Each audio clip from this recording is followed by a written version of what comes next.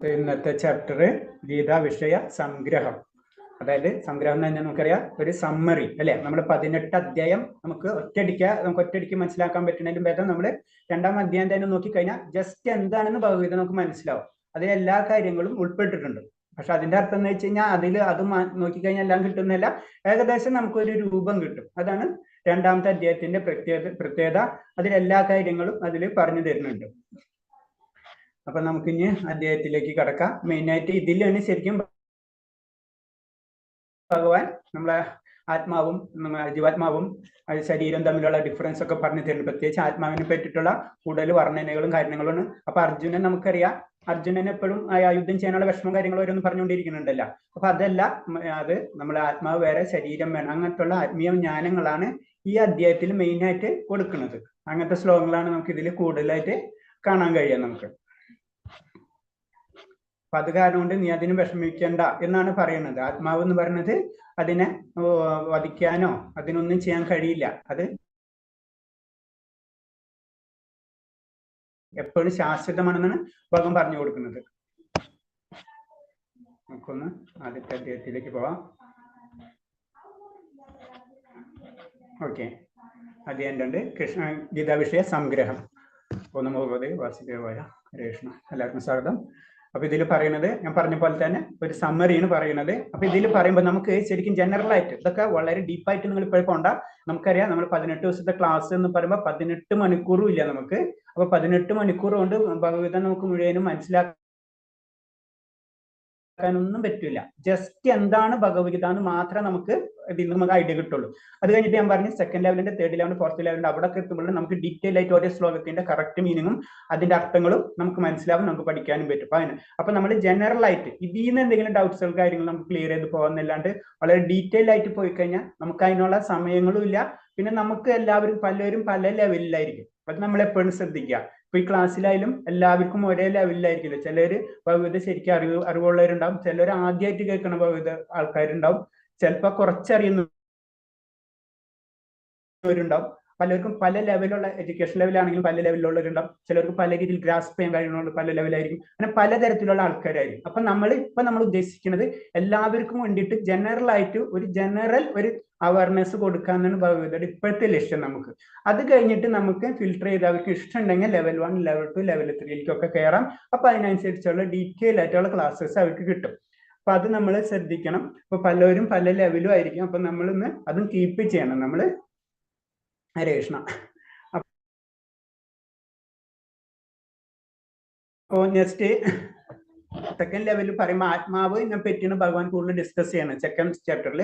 അപ്പൊ അതിൽ നമ്മൾ ബ്രഹ്മൻ, പരമാത്മാവ്, ഭഗവാൻ എന്നുള്ളൊരു കൺസെപ്റ്റാണ് നമ്മൾ ആത്മീയതയിൽ വരുമ്പോൾ ഫസ്റ്റ് വരുന്ന സെക്ഷൻ അതാണ്. ബ്രഹ്മസാക്ഷാത്കാരം, പരമാത്മാ സാക്ഷാത്കാരം, ഭഗവാൻ സാക്ഷാത്കാരം എന്നുള്ള 3 സെക്ഷനാണ് ശരിക്കും ഈ ആത്മീയതയിൽ ഭഗവത്ഗീതയിൽ നമുക്ക് പറഞ്ഞു തരുന്ന സെക്ഷൻസ് അതിലാണ്.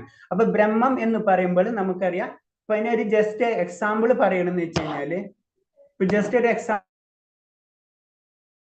പറയുന്ന വെച്ച് കഴിഞ്ഞാൽ നമുക്ക് സൂര്യനെ കാണുമ്പോൾ അറിയാം സൂര്യന്റെ ഒരു പ്രകാശം ഉണ്ട് അല്ലെ. അപ്പൊ സൂര്യന്റെ പ്രകാശം ഉണ്ടെങ്കിലും അതിന് പറയും ജനറൽ ആയിട്ട് വരുമ്പോൾ ഒരു പ്രകാശം, ഒരു ബ്രഹ്മം, ഒരു ജ്യോതിസ് എന്നുള്ളൊരു കൺസെപ്റ്റാണ് ആ ബ്രഹ്മം എന്ന് പറയുന്നത്. അത് കഴിഞ്ഞിട്ട് പിന്നെ അതിന് ഡീറ്റെയിൽ ആയിട്ട് നമുക്ക് ജ്ഞാനം കൂടുതൽ കിട്ടും തോറും നമുക്ക് അതിനെപ്പറ്റി അറിയും തോറും അത് ബ്രഹ്മം മാത്രമല്ല അതിനൊരു കാരണം ഉണ്ടെന്ന് മനസ്സിലാവും. അതാണ് ഗോളം, അതിന് നമ്മൾ സൂര്യന്റെ ഗോളം എന്നുള്ള ഒരു കൺസെപ്റ്റ്. അപ്പൊ ഗോളം മാത്രമല്ല പിന്നെ നമുക്ക് അതിന്റെ ആ ജ്ഞാനം കൂടി വരുമ്പോഴാണ് ഇല്ല നമ്മൾ സൂര്യദേവൻ അല്ലെ, മറ്റേ സൂര്യൻ, പിന്നെ സൂര്യന്റെ പ്രകാശം സൂര്യൻ, പിന്നെ സൂര്യദേവൻ, 3 കൺസെപ്റ്റും ഉണ്ട്. ഒരു സൂര്യനെ മാത്രം.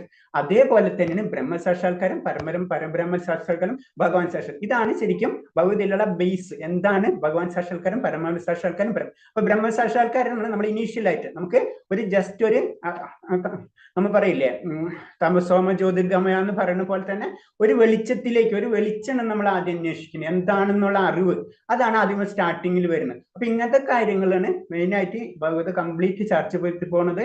അതിൽ രണ്ടാമത്തെ അധ്യായത്തിലും ഇതൊക്കെ കണക്ട് ചെയ്ത് വരുന്നുണ്ട്. എന്താണ് ഈ വെളിച്ചം, എന്താണ് ഈ ജ്യോതിസ്, എന്താണ് ഈ ചൈതന്യം, എന്താണ് എന്നെ നിലനിർത്തുന്നത്, എന്താണ്, ഇങ്ങനത്തുള്ള അറിവുകളാണ്. അപ്പൊ അത് ആ ജ്യോതിസിനെ, ചൈതന്യത്തേനെ നമുക്ക് മുറിക്കാനോ ഒന്നും ചെയ്യാൻ പറ്റില്ല. അത് പെർമനന്റ് ആണ്. അത് എന്ന് തുടങ്ങി എന്ന് വരെ നിൽക്കുന്നോ ഒന്ന് അനാദിയാണ് അതിന്. അത് അങ്ങനത്തെ കാര്യങ്ങളാണ് ഈ അധ്യായത്തിൽ ഡിസ്കസ് ചെയ്യുന്നത്. അപ്പൊ പറയും ഭഗവാൻ എന്ന് പറയുമ്പോൾ, ഭഗവാൻ എന്ന് പറഞ്ഞ ഒരു ഡെഫിനേഷൻ തന്നെ കൊടുത്തിട്ടുണ്ട്. കാരണം 6 ഐശ്വര്യങ്ങൾ ഉണ്ടായിരിക്കണം ഭഗവാൻ. അത് പരാശരമുനി എന്ന് പറഞ്ഞാൽ നമുക്കറിയാം, വാസുദേവന്റെ പിതാവ് പരാശരമുനിയുടെ അനുസരിച്ച് അങ്ങനെ ഓരോ നമുക്ക് എന്തും ഒരു ഡെഫിനേഷൻ ഉണ്ടാവും. ഒന്ന് ഇങ്ങനെ ആയിരിക്കണം, ഇങ്ങനെ ആയിരിക്കണം എന്നുള്ള കാര്യങ്ങളൊക്കെ ഉണ്ടാവും. അങ്ങനെ ആയിരിക്കും നമ്മൾ എല്ലാ കാര്യങ്ങളും, പ്രത്യേകിച്ച് വേദഗ്രന്ഥങ്ങളിലും ഒക്കെ, ഉപനിഷത്തുകളും വേദഗ്രന്ഥങ്ങളും അല്ലെങ്കിൽ പുരാണങ്ങളും ഒരു റൂൾസ് അനുസരിച്ചായിരിക്കും പോവാം. ഒരെണ്ണത്തിനും ബ്ലൈൻഡിൽ നമ്മൾ അക്സെപ്റ്റ് ചെയ്യില്ല. അങ്ങനെയാണെന്ന് വെച്ച് കഴിഞ്ഞാൽ നമ്മൾ നിലനിൽപ്പുണ്ടാവില്ല. ഇപ്പൊ നമുക്കറിയാം സയൻസിലായാലും അങ്ങനെ തന്നെയാണ്. ഒരു കൺസെപ്റ്റ് ഉണ്ടെങ്കിലും അത് ക്ലിയർ ചെയ്യണം. അതിന് തിയറിറ്റിക്കലായിട്ട് നമ്മളത് ക്ലിയർ ചെയ്തെടുക്കണം. അതേപോലെ തന്നെ പണ്ടോളം നമ്മൾ എല്ലാ ശാസ്ത്രങ്ങൾക്കും അതിന് ചില നിയമങ്ങളുണ്ട്. ആ നിയമങ്ങൾക്ക് അനുസരിച്ച് അത് അക്സെപ്റ്റ് ചെയ്യാൻ പറ്റുള്ളൂ. അപ്പൊ അൾട്ടിമേറ്റ് ആയ പരമമായ സത്യം അത് എന്താണെന്ന് പറയുമ്പോൾ തന്നെ, അല്ലെങ്കിൽ ഭഗവാൻ എന്ന് പറയുമ്പോൾ ആ പരമായ സത്യം എന്ന് പറഞ്ഞാൽ അതിനൊരു ഡെഫിനേഷൻ ഉണ്ട്. ആ ഡെഫിനേഷൻ ആണ് പറയുന്നത്, അല്ലെങ്കിൽ അതിന് നിർവചനമാണ് പറയുന്നത് എന്ന് വെച്ച് കഴിഞ്ഞാല് അതിൽ 6 ശക്തികൾ അതിൽ ഉണ്ടായിരിക്കുന്ന പറഞ്ഞ, അല്ലെങ്കിൽ 6 ഐശ്വര്യങ്ങൾ അതിൽ വേണം എന്നാ പറയുന്നത്. അതാണ് ഭഗവാൻ, അതാണ് പരമസത്യം എന്ന് പറയുന്നത്. അത് പരാശരമുനിയുടെ അഭിപ്രായത്തിൽ അങ്ങനെ അവരെ ലെവലിലുള്ള വ്യക്തികൾ, അതായത് നമ്മൾ ഋഷീശ്വരൻ എന്ന് പറയില്ലേ, ഋഷിയരും ഒരു ഈശ്വരന് തുല്യമായിട്ട് ഋഷി പ്ലസ് ഈശ്വരനാണ് അല്ലെ. അപ്പൊ അങ്ങനത്തെ ഉള്ള ശക്തിയുള്ള, അങ്ങനത്തെ ആത്മീയ ജ്ഞാനമുള്ള വ്യക്തികളായിരിക്കും. അപ്പൊ നമ്മൾ സൗന്ദര്യം, സമ്പത്ത്, കീർത്തി, ശക്തി, ജ്ഞാനം, വൈരാഗ്യം, ഇങ്ങനെ 6 ഗുണങ്ങളും ആരിൽ ഒതുങ്ങിയിട്ടുണ്ടോ അത് ഭഗവാനായിരിക്കും. ഭഗവാന്റെ ഈ ശക്തി എന്ന് പറഞ്ഞ് ഇത്രയും സൗന്ദര്യം എന്ന് പറഞ്ഞ്, ഭഗവാന്റെ സൗന്ദര്യം എന്ന് പറഞ്ഞാൽ അത്രയും അൺലിമിറ്റഡ് ആണ്. സമ്പത്ത് അൺലിമിറ്റഡ് ആണ്, കീർത്തി അൺലിമിറ്റഡ് ആണ്, ശക്തി അൺലിമിറ്റഡ് ആണ്, ജ്ഞാനം അൺലിമിറ്റഡ് ആണ്, വൈരാഗ്യം അൺലിമിറ്റഡ് ആണ്. അപ്പൊ അങ്ങനത്തെ അൺലിമിറ്റഡ് ആയി കഴിഞ്ഞാലും നമുക്ക് പലവർക്കും പലതും ലഭിക്കും. ചിലർക്ക് വളരെ സൗന്ദര്യം ഉണ്ടാവും, അവർക്ക് സമ്പത്ത് ഉണ്ടാവണമെന്നില്ല. ചിലർക്ക് സമ്പത്ത് ഉണ്ടാവും, പക്ഷെ അവർക്ക് കീർത്തി ഉണ്ടാവണമെന്നില്ല. അങ്ങനെയാണ് അതിന്റെ. ഇപ്പൊ നമ്മുടെ ദേവതാ സങ്കല്പത്തിലാണെങ്കിലും അങ്ങനെ നമുക്ക് ശ്രദ്ധിച്ചാൽ അറിയാം. അപ്പൊ അത് തന്നെയാണ്. പക്ഷെ ഇതെല്ലാം കൂടെ ഒതുങ്ങിയിട്ടുള്ള ആരായിരിക്കും? അതാണ് ഭഗവാൻ. അതാണ് ശക്തി, അതാണ് നമ്മൾ പറയുന്നത്, അതാണ് ഭഗവതിയിലുള്ള കണ്ടന്റ്. അതാണ്. നമുക്ക് ശ്ലോകത്തിൽ പോവാം. നമ്മൾ ശ്ലോകം എന്ന് പറഞ്ഞത് നമ്മൾ 700 ശ്ലോകങ്ങളുണ്ട്. അപ്പൊ നമ്മൾ 700 ശ്ലോകത്തിലെ ചില ശ്ലോകങ്ങൾ മാത്രം ഈ അധ്യായത്തിലെ ചില ശ്ലോകങ്ങൾ മാത്രം ടച്ച് ചെയ്ത് പോകാൻ പറ്റുള്ളൂ. അപ്പൊ അതിന്റെ ലിമിറ്റേഷൻസ് ഉണ്ടാവും. കാരണം നമുക്ക് കുറെ അതിന്റെ കൂടുതൽ ഡീറ്റെയിൽ ആയിട്ടൊന്നും നമുക്ക് ഡിസ്കസ് ചെയ്യാൻ പറ്റില്ല. അപ്പൊ നിങ്ങൾക്ക് ജസ്റ്റ് ഒരു ഐഡിയ കിട്ടാന്നല്ലാണ്ട് നിങ്ങൾ സെക്കൻഡ് ലെവൽ എല്ലാവരോടും പറയുന്നത് സെക്കൻഡ് ലെവലിൽ കടക്കണം.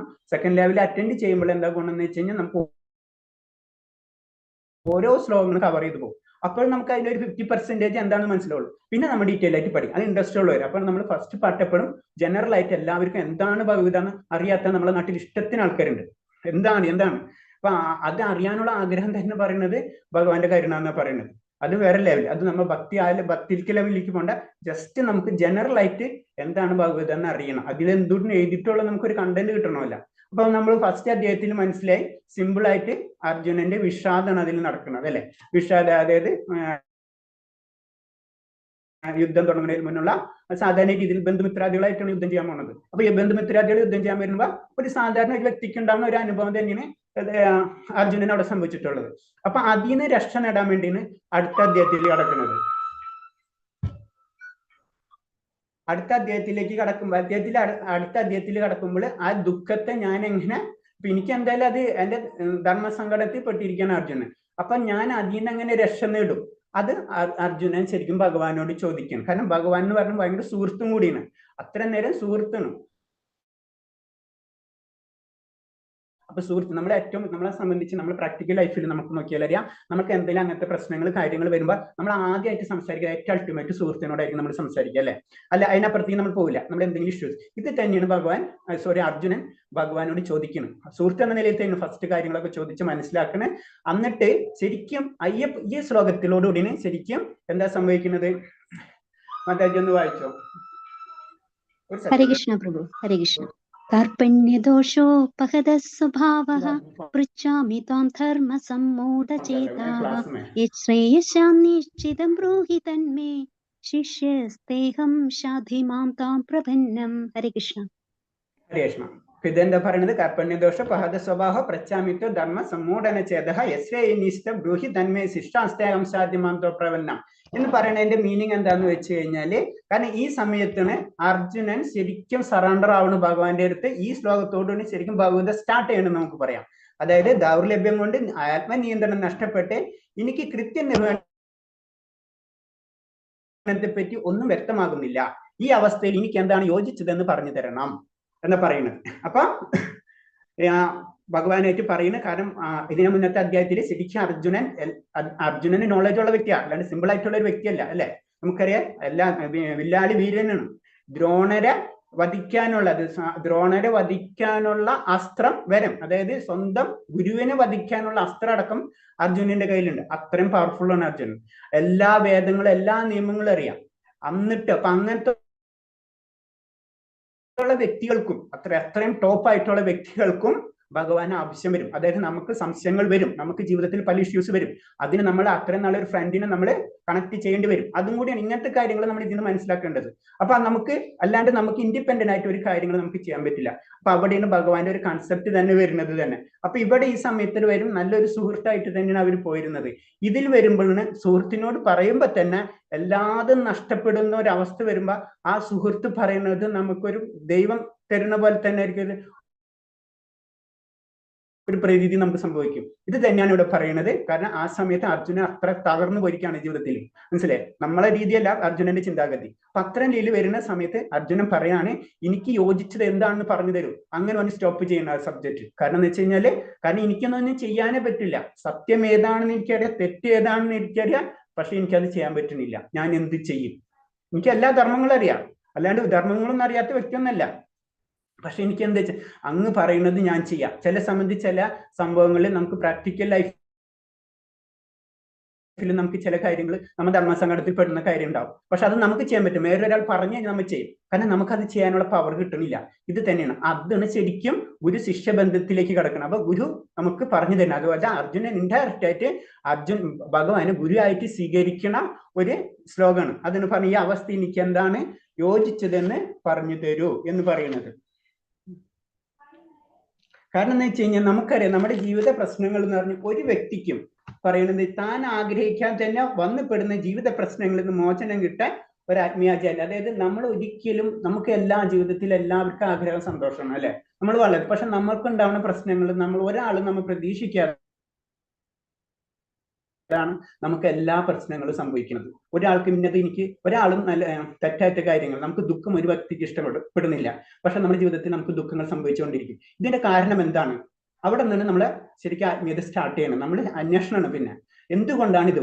അതൊരു നിയമത്തിന്റെ പിറകിലുണ്ടെന്ന്, അതിന്റെ ഒരു ശക്തി ഉണ്ടെന്നും ആ ശക്തിയോടും നമ്മുടെ കർമ്മബലങ്ങളും ഇതിനൊക്കെ കണക്റ്റഡ് ആണെന്ന് നമുക്കറിയില്ല. അതിന് പറഞ്ഞത് അവിടെ ഇന്ന് നമ്മുടെ പ്രോബ്ലം സ്റ്റാർട്ട്. അവിടെ നിന്ന് തൊട്ട് നമ്മൾ ശരിക്കും അങ്ങനത്തെ ആത്മീയതയിലേക്ക് നമുക്ക് കടക്കുന്നതും ഒരു ആത്മീയ ഗുരുവിനെ നമുക്ക് കണക്ട് ചെയ്യാൻ ശ്രമിക്കുന്നതും. അത് പറഞ്ഞ ആരും കൊളുത്താതെ തന്നെ ആളിക്കത്തുന്ന കാട്ടുതീയാണ് ജീവിതത്തിന്റെ പ്രശ്നങ്ങൾ. ഒരാളും നമ്മുടെ ജീവിതത്തിലേക്ക് വരുന്നില്ല. നമ്മൾ വിചാരിക്കും അവര് കാരണം കൊണ്ടാണ് എനിക്ക് പ്രശ്നം ഉണ്ടായിരുന്നത്. ആ പ്രശ്നം സത്യത്തിൽ ആരുമല്ല. അതിന് ആരും കൊളുത്താതെ തന്നെ ആളിക്കത്തുന്ന കാട്ടുതീയാണ് ജീവിത പ്രശ്നങ്ങൾ എന്നാ പറയുന്നത്. ആ ജീവിത പ്രശ്നങ്ങളിൽ നമുക്ക് ഒരു നല്ലൊരു സുഹൃത്ത്, അങ്ങനത്തെ ഒരു വ്യക്തി തന്നെ വേണം. അത് ആത്മീയ ലെവലിണെങ്കിൽ അങ്ങനത്തെ ഗുരുനാഥക്കന്മാര് നമുക്ക് വേണം. അതാണ് പറയുന്നത്.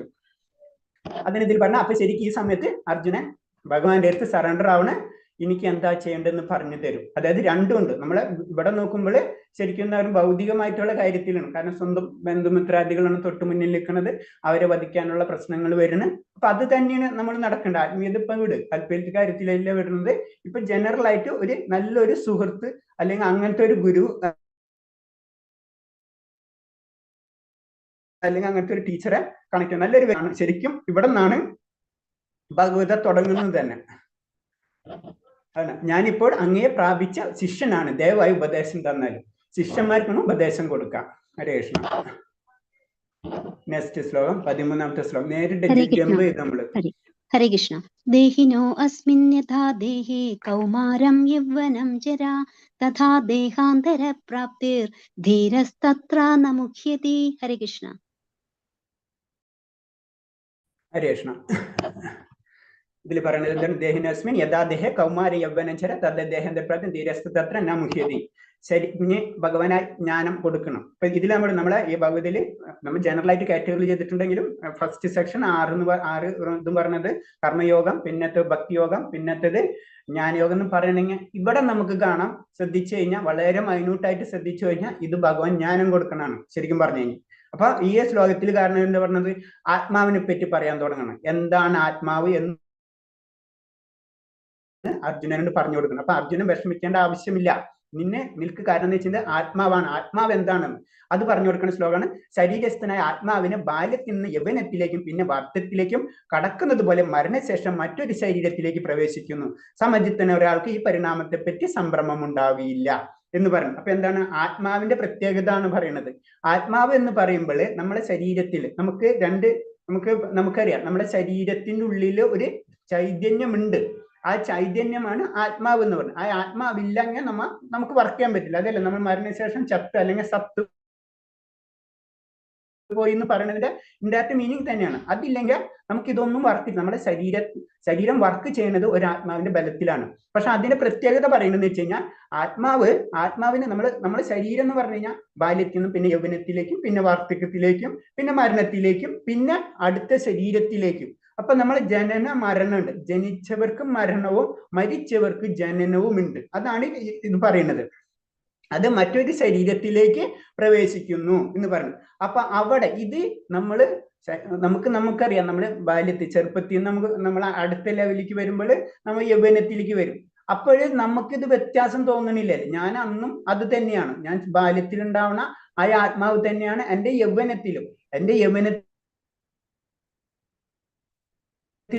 ആ ആത്മാവ് തന്നെയാണ് എന്റെ വാർദ്ധക്യത്തില്. അത് തന്നെയാണ് എന്റെ മരണത്തിലുണ്ടാവുന്നത്. അപ്പൊ അവിടെ ആത്മാവിന് അവിടെ ഒരു മാറ്റമില്ല. നമുക്ക് ഉണ്ടാവുന്ന മാറ്റമുള്ളൂ, നമ്മുടെ ശരീരത്തിന് ഉണ്ടാവുന്ന മാറ്റം മാത്രമുള്ളൂ എന്നാണ് ഇതില് പറയുന്നത്.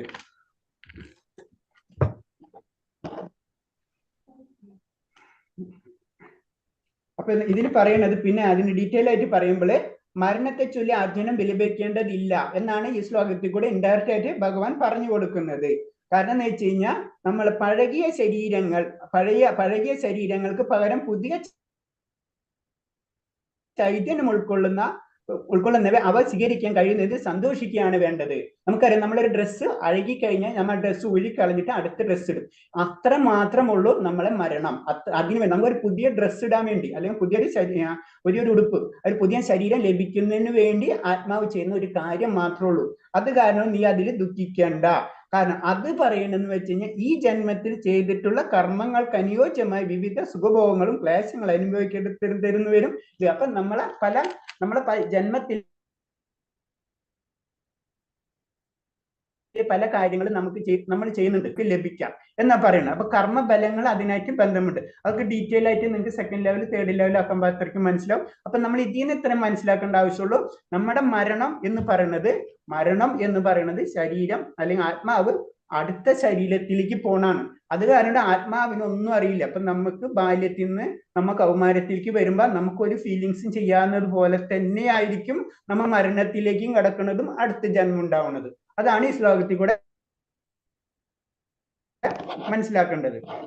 കാരണം എന്താ പറയുക, നമ്മളെ ശരീരം എന്ന് പറയുമ്പോൾ ശരിക്കും പഞ്ചഭൂത നിർമ്മിതമാണ്. അത് എല്ലാവർക്കും അറിയാൻ പറ്റുമായിരിക്കും. നമ്മുടെ ശരീരം എന്ന് പറഞ്ഞാൽ ഭൗതിക പ്രകൃതിയാണ്. ശരീരം എന്ന് പറയുമ്പോൾ ഭൗതിക പ്രകൃതിയാണ്. അത് പഞ്ചഭൂത നിർമ്മിതമാണ്. അതാണ് പിന്നെ അഗ്നി, ജലം, ആകാശം, വായു, ഭൂമി, ഇങ്ങനെ പഞ്ചഭൂത നിർമ്മിതമാണ് നമ്മുടെ ശരീരം. പക്ഷെ ആത്മാവ് എന്ന് പറയുന്നത് ഭഗവാന്റെ അംശമാണ്. അതായത് നമുക്കൊരു ചൈതന്യം, അത് എവിടെന്നാ വന്നത്? ആ ചൈതന്യം എവിടെന്നാ വന്നത്? ആ ചൈതന്യം ഇല്ലെങ്കിൽ അപ്പൊ അതിനൊരു കാരണം ഉണ്ട് അല്ലെ? ആ കാരണം എന്ന് പറഞ്ഞാൽ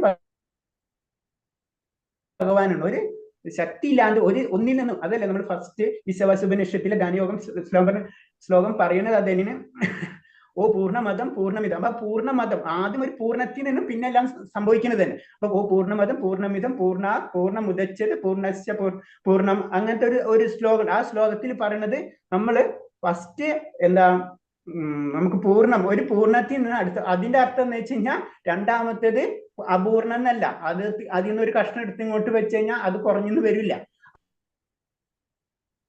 അപ്പൊ ആ ഒരു കൺസെപ്റ്റിന് അതേപോലെ തന്നെ ഭഗവാന്റെ അംശമാണ് ഈ ആത്മീയ അംശങ്ങൾ. അതായത് നമ്മൾ ജീവാത്മാവ് എന്ന് പറഞ്ഞത് ഭഗവാന്റെ അംശമാണ്. ആ അംശം കഴിഞ്ഞിട്ട് നമുക്കൊരു ശരീരമുണ്ട്. ആ അംശം എന്ന് പറഞ്ഞാൽ ആത്മാവായി, പിന്നെ അതിന് ചുറ്റും ഒരു ശരീരമുണ്ട്. ആ ശരീരം എന്നത് പഞ്ചഭൂതം നിർമ്മിതമാണ്. അപ്പൊ പഞ്ചഭൂതം എന്ന് പറഞ്ഞതാണ് ഈ 5 കാര്യങ്ങൾ. പിന്നെ അതിന്റെ അടുത്തത് പഞ്ചഭൂതം എന്ന് പറഞ്ഞാൽ നമുക്ക് 2 ശരീരങ്ങൾ ഉണ്ടെന്ന് പറയുന്നത്, ഒന്ന് നമ്മുടെ സൂക്ഷ്മ ശരീരവും സ്ഥൂല ശരീരവും എന്ന് പറയും. അപ്പൊ സൂക്ഷ്മ ശരീരം എന്ന് പറയുമ്പോൾ അതിൽ മനസ്സ്, ബുദ്ധി, മിഥ്യാകാരം, നമ്മുടെ ഏറ്റവും ഉള്ളിലുള്ള ശരീരം, അതിന്റെ ഉള്ളിൽ അങ്ങനെ നമ്മൾ ജനറൽ ആയിട്ട് പറഞ്ഞു. അതിന്റെ ഉള്ളിൽ നിന്നല്ല ഞാൻ ഉദ്ദേശിക്കുന്നത്, ഒരു ജനറൽ ആയിട്ട് ഒരു കൺസെപ്റ്റ് പറഞ്ഞു. നമ്മൾ അവബോധം എന്ന് പറയുന്നതാണ് സൂക്ഷ്മ ശരീരവും അതിന് ചുറ്റുള്ള നമുക്ക് കാണാൻ പറ്റുന്നത്, അതായത് ഭൗതിക പ്രകൃതി നിർമ്മിതമായിട്ടുള്ളതാണ് സ്ഥൂല ശരീരം. അപ്പൊ സ്ഥൂല ശരീരം, ആ സ്ഥൂല ശരീരമാണ് ഈ പഞ്ചഭൂത നിർമ്മിതങ്ങൾ. അപ്പൊ അതാണ് പറയുന്നത്, ആ പഞ്ചഭൂത നിർമ്മിതം നമ്മുടെ മരണശേഷവും ഈ പഞ്ചഭൂതം നശിച്ചു പോകുന്നു.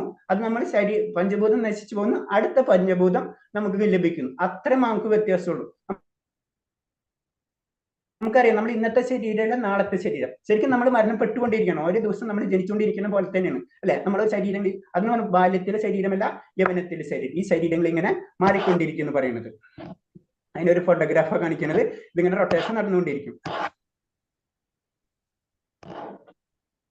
കാരണം നമുക്ക് പിന്നെ പറയണെന്ന് വെച്ചാൽ നമ്മളെ ഉള്ളിൽ നമുക്ക് നമ്മളെ മസിൽ പ്രബോധം നമ്മൾ കാര്യം, അത് ശരീരം മാത്രമല്ല ഉള്ളിലുള്ള ആത്മീയ ചൈതന്യമുണ്ട്. ആ ചൈതന്യത്തെയും നമ്മൾ പരിപോഷിപ്പിക്കണം. അല്ലാന്ന് വെച്ച് കഴിഞ്ഞാൽ അതാണ് ഇതിൽ ഫോട്ടോയിൽ കാണിച്ചിട്ടുള്ളത്. അത് നമ്മൾ ശ്രദ്ധിക്കണം. അതെങ്ങനെ, അതാണ് നമ്മൾ ഭക്തിയിലേക്ക് കടക്കുന്ന പോയിന്റ്സുകളൊക്കെ. അത് നമ്മൾ ഉള്ളിലുള്ള, നമുക്കിപ്പോൾ സിമ്പിൾ ആയിട്ട് പറയും എനിക്ക് സ്ട്രെസ് ഉണ്ട്, അതുണ്ട്, സ്ട്രെസ് കുറയ്ക്കാൻ പറയും മെഡിറ്റേഷൻ. എന്തിന് മെഡിറ്റേഷൻ ചെയ്യണം, എവിടുന്ന സ്ട്രെസ് വരുന്നത്? അപ്പൊ നമ്മൾ ഉള്ളിൽ ഇന്റേണൽ ഒരു പവർ ഉണ്ട്. ആ ഇന്റേണൽ പവറിനെ നമ്മൾ കൂടുതൽ ഡെവലപ്പ് ചെയ്തെടുക്കണം. അതാണ് മെഡിറ്റേഷൻ. അത് പിന്നെ അടുത്ത ലെവലിലേക്ക് പോകുമ്പോഴാണ് ഭക്തിയിലേക്ക് കടക്കുന്നത്.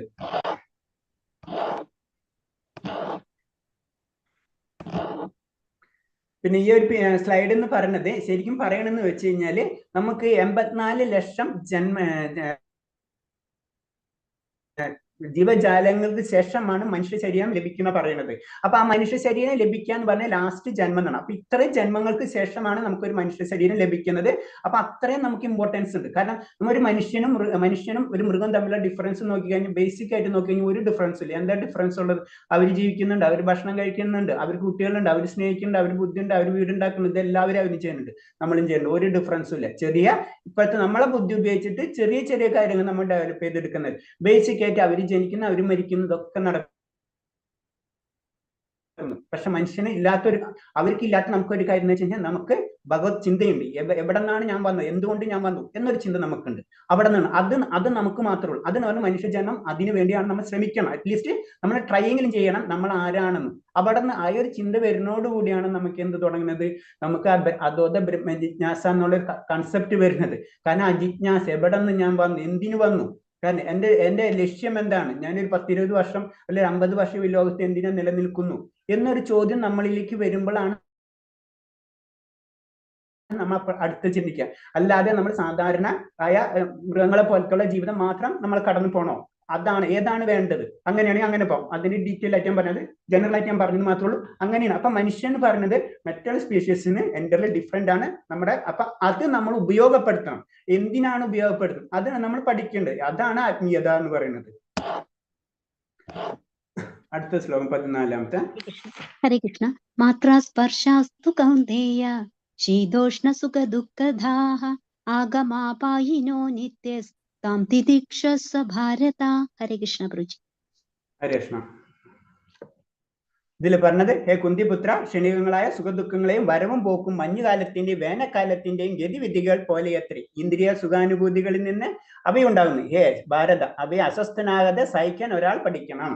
ഇപ്പൊ ഇത് അടുത്തത് പറയണെന്ന് വെച്ച് കഴിഞ്ഞാല്, കാരണം എന്ന് വെച്ച് കഴിഞ്ഞാൽ ഭൗതിക ലോകത്ത് ശരിക്കും പറഞ്ഞാൽ നമ്മളെ ജനറൽ ആയിട്ട് ഡിവൈഡ് ചെയ്യുമ്പോൾ ഭൗതിക ലോകം അല്ലെ ആത്മീയ ലോകം അല്ലെ സ്പിരിച്വൽ വേൾഡ്, മെറ്റീരിയൽ വേൾഡ്. അപ്പൊ ഭൗതിക ലോകം എന്ന്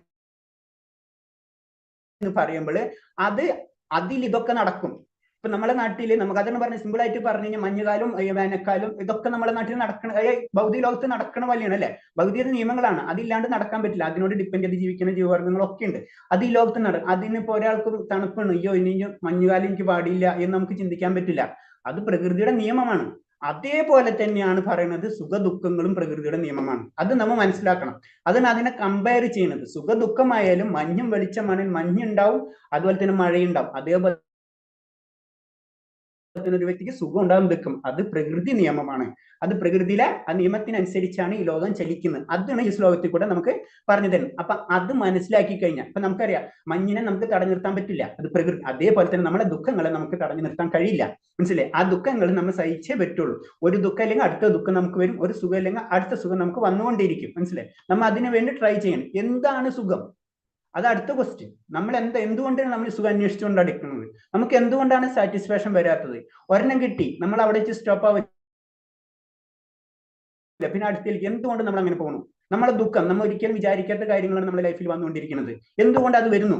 ഇത് ഈ പ്രോസസ്സിങ് നമ്മൾ സ്റ്റാർട്ട് ചെയ്യുമ്പോഴാണ് നമ്മൾ അന്വേഷണം തുടങ്ങുന്നത്. അവിടെ നിന്ന് നമ്മൾ ആത്മീയത സ്റ്റാർട്ട് ആവുന്നത്. അപ്പൊ ഇത് പറയണത് ഹേ ഭാരത, അവയിൽ അസ്വസ്ഥനാതെ സഹിക്കാൻ ഒരാൾ പഠിക്കണം. കാരണം ഇത് എന്റെ സബ്ജക്റ്റ് അല്ല, ഇത് ഭൗതികത പ്രകൃതിയുടെ സബ്ജക്റ്റ് ആണെന്ന്. കാരണം ഇത് മഞ്ഞുകാലം, അതേപോലെ തന്നെ ഇത് ദുഃഖകാലം അല്ലെങ്കിൽ ദുഃഖം, അത് എന്റെ സബ്ജക്റ്റ് അല്ല. കാരണം ഞാൻ ഇതിന്ന് പറ്റി ഞാൻ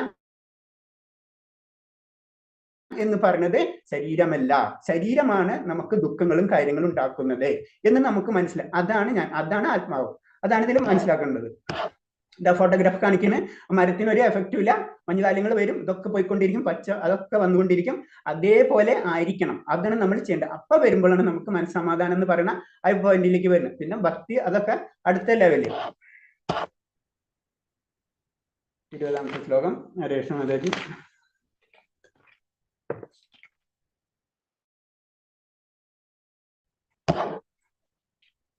ഹരേഷിന് 20ാമത്തെ ശ്ലോകം. ഹരേ മാതാജി വായിക്കുന്നില്ലേ? കേൾക്കുന്നില്ല പറഞ്ഞത്? ഹരേഷ്ണ. ഹരേ കൃഷ്ണ പ്രഭുജി, ഹരേ കൃഷ്ണ. സോറി, മ്യൂട്ടായി പോയി. ന ജായതേ മ്രിയതേ വാ കദാചിത് ന്യായം ഭൂതാ ഭവിതാ വാ ന ഭൂയഃ അജോ നിത്യശാശ്വതോയം പുരാണോ ന ഹന്യതേ ഹന്യമാനേ ശരീരേ. ഹരേ കൃഷ്ണ പ്രഭുജി. ഹരേ കൃഷ്ണ. ഇത് വളരെ ഏറ്റവും ഇമ്പോർട്ടന്റ്, നമുക്ക് പറയില്ലേ, വളരെ വളരെ വളരെ ഇമ്പോർട്ടന്റ് ശ്ലോകങ്ങളിൽ ഒന്നാണ് ഭഗവദ്ഗീത. കാരണം എന്താ വെച്ച് കഴിഞ്ഞാൽ നമ്മളെ ആത്മാവിനെ പറ്റി പറഞ്ഞു. നാ ജായതേ മ്രിയതേ വാ കദാചി നായം ഭൂത ബൗദ്ധനാഭൂയ അജോ നിത്യ ശാശ്വത ഹന്യമാനെ ശരീരേ. ആത്മാവിന് ഒരിക്കലും ജനന മരണങ്ങളില്ല. ഇത് നമുക്ക് കൺഫ്യൂസ് ആണ്. കാരണം ജനന മരണങ്ങൾ ആത്മാവിനില്ല, ജനിച്ചിട്ടില്ല, ആത്മാവ് മരിച്ചിട്ടില്ല. അപ്പൊ പിന്നെ ഇത് എവിടെ നിന്ന് വന്നത്? അത് ഉണ്ടായിട്ടില്ല, മനസ്സിലായ?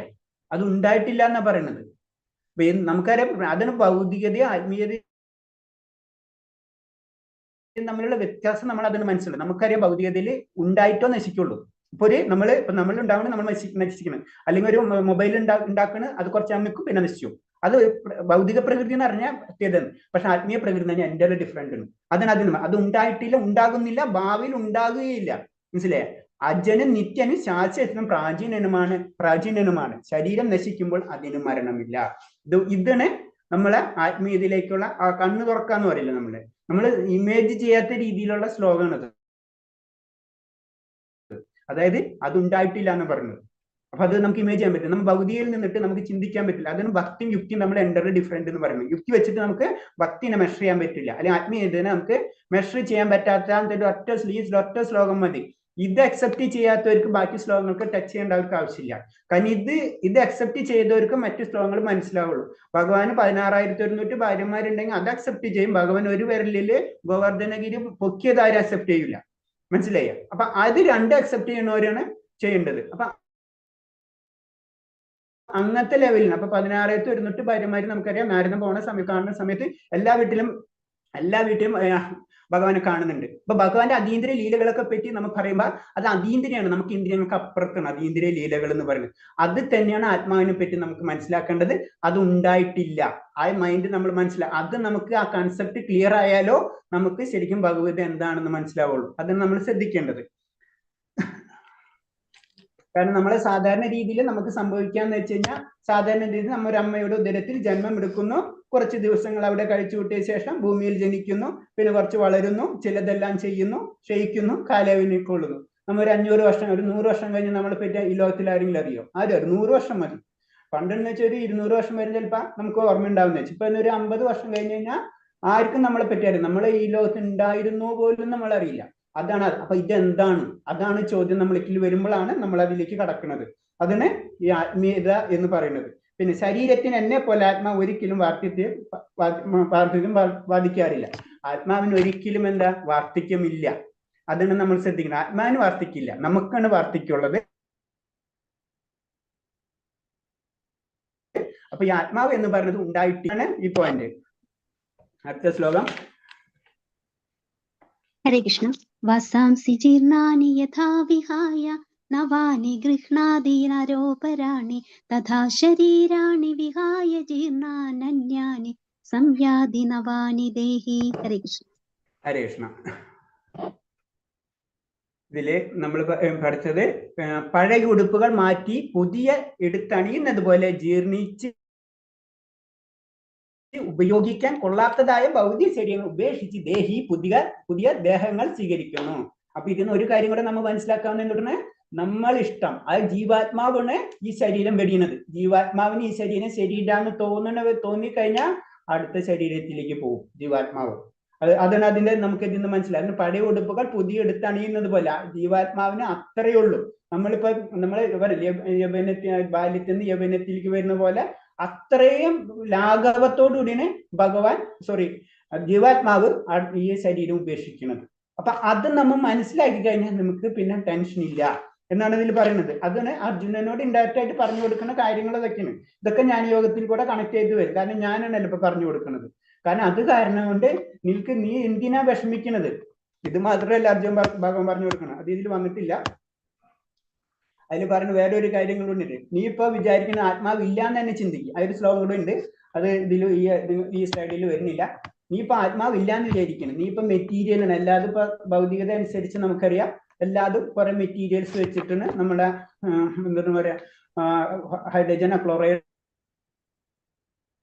അങ്ങനത്തെ സാധനങ്ങളൊക്കെ വെച്ചിട്ടാണ് നമ്മുടെ ശരീരം ഉണ്ടാക്കിയിട്ടുള്ളത് എന്നുള്ളൊരു കൺസെപ്റ്റാണ് ഇപ്പൊ നമുക്കറിയാവുന്ന. മെഡിക്കൽ എല്ലാതും അങ്ങനെ തന്നെയാണ്. ശരി, അങ്ങനെയാണെന്ന് വിശ്വസിക്കും. അപ്പൊ പിന്നെ മരണം എന്ന് പറയുന്നത് അത് കെമിക്കലായ മെറ്റീരിയൽ സാധനങ്ങളൊക്കെ കേടായി പോയി, അത്രയല്ലോ. അപ്പൊ പിന്നെ നീ എന്തിനു ടെൻഷൻ അടിക്കുന്നത്? അന്നും ഇതേപോലെ തന്നെ ചിന്താഗതി ഉണ്ടായിരുന്നു. അതിന് ഭഗവാൻ പറഞ്ഞത് അങ്ങനെയാണെങ്കിൽ നീ ടെൻഷൻ അടിക്കണ്ട. ഇനി ആത്മാവാണെങ്കിൽ നീ ടെൻഷൻ അടിക്കണ്ട, ആത്മാവിന് മരണമില്ല. മറ്റേതുണ്ടെങ്കിലോ അതിനെപ്പറ്റി ചിന്തിക്കേണ്ട ആവശ്യമില്ല. അപ്പൊ അത്രയും ഡീറ്റെയിൽ ആയിട്ടാണ് ഭഗവാൻ ഓരോ കാര്യങ്ങള് അർജുനന് പറഞ്ഞു കൊടുക്കുക എന്ന് പറഞ്ഞു കഴിഞ്ഞാൽ ഇൻഡയറക്റ്റ് ആയിട്ട് നമ്മളെ പോലുള്ള വ്യക്തികൾക്ക് മനസ്സിലാക്കി തരുന്നതാണ്. അർജുനൻ ഇതെല്ലാം അറിയാം. അർജുനൻ എന്ന് പറഞ്ഞത് 9 വിധ നവവിധ ഭക്തിയില് അർജുനൻ എന്നൊരു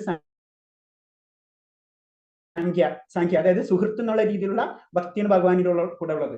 അപ്പൊ അത് തന്നെ ഒരു കഥയുണ്ട്. കാരണം അർജുനനെ എന്തുകൊണ്ട് ഭഗവാനോട് ചോദിക്കണം, അർജുനന് ഭഗവാൻ ഇത്ര ഇഷ്ടം അതിലെത്ര എന്ന് ചോദിക്കുമ്പോ കൊണ്ട് കാണിച്ചു കൊടുക്കുന്നുണ്ട്. അർജുനൻ ഉറങ്ങുന്ന സമയത്തും ഭഗവാനെ നാമം ജപിക്കണം, ഭഗവാനെ പറ്റി എപ്പോഴും വിളിച്ചുകൊണ്ടിരിക്കണം. അപ്പൊ അതാണ് ഒരു ഭക്തന്റെ ലെവലിലേക്ക് നമ്മൾ ചിന്തിക്കാനുള്ളൂ. അപ്പൊ അത് പറഞ്ഞത് അർജുനന് ഇതല്ലാതെ അറിയാം, പക്ഷെ നമുക്ക് വേണ്ടി ഭഗവാൻ അർജുനനിലൂടെ നമുക്ക് ഈ കാര്യങ്ങൾ പറഞ്ഞു തരുന്നതാണ്.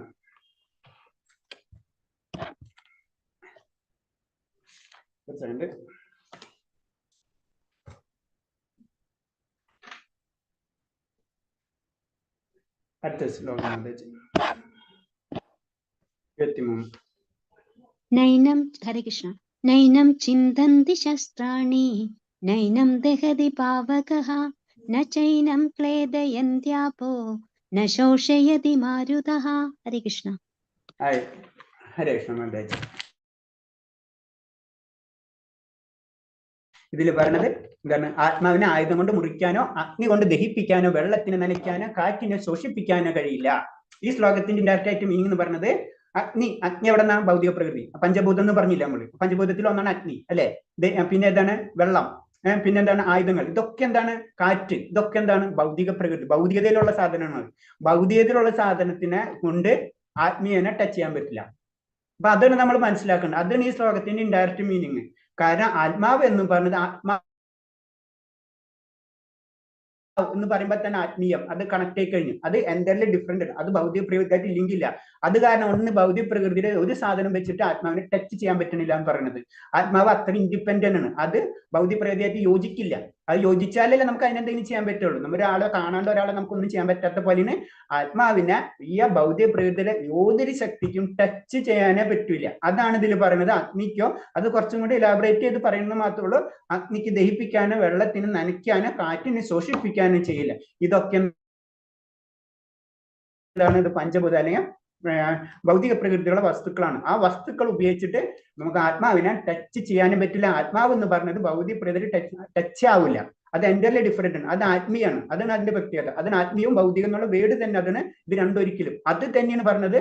ആത്മീയ ഭൗതികത നമ്മള് പതുക്കെങ്കിലും നമ്മൾ ക്ലോസ് ചെയ്താലേ നമ്മൾ ആത്മീയയിലേക്ക് വർക്ക് ചെയ്യാൻ പറ്റുള്ളൂ. രണ്ടും കൂടെ നമുക്ക് കണക്ട് കൊണ്ടുപോവാം. അത് കാരണം കൊണ്ടാണ് വൈദിക ഗ്രന്ഥങ്ങളിൽ ഇനീഷ്യൽ സ്റ്റേജിൽ നമ്മൾ ഭൗതിക ലോകത്ത് വന്നു കഴിഞ്ഞു കഴിഞ്ഞാൽ നമുക്ക് ആഗ്രഹങ്ങൾ ഉണ്ടാവും. കാരണം ഭൗതിക ലോകം അതിനു വേണ്ടിയാണ് സൃഷ്ടിച്ചിട്ടുള്ളത്. അപ്പൊ അത് വെച്ചിട്ട് തന്നെ ആയിരിക്കും നമ്മൾ മൂവ് ചെയ്യേണ്ടത്. അതാണ് വൈദിക ഗ്രന്ഥങ്ങളിൽ, പ്രത്യേകിച്ച് വേദങ്ങളിൽ ആദ്യത്തെ കർമ്മകാണ്ഡ സെക്ഷൻ എന്ന് പറയുന്നത്. അതിലെ പൂജാവിധികൾ നമുക്ക് സന്തോഷത്തിന് വേണ്ടി, അതായത് ഭൗതിക സന്തോഷത്തിനുള്ള കാര്യങ്ങളുണ്ട്.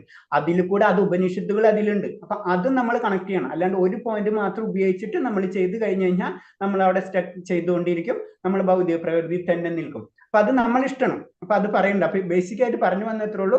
കാരണം അത് ആത്മീയതയ്ക്ക് ഭൗതികമായിട്ട് ടച്ച് ഇല്ല. രണ്ടും രണ്ട് പോയിന്റ് ആണ്. രണ്ട് കറക്റ്റ് ഡിവിഷൻ ഉണ്ട്.